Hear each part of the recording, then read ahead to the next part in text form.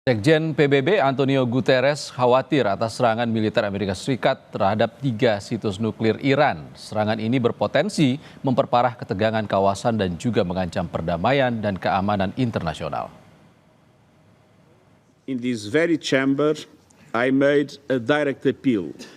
Give peace a chance. That call was not heeded.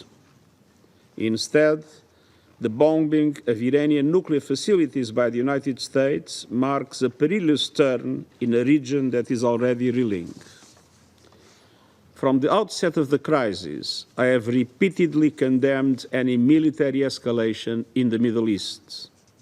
The people of the region cannot endure another cycle of destruction. And yet, we now risk descending into a rat hole of retaliation after retaliation. To avoid it, diplomacy must prevail.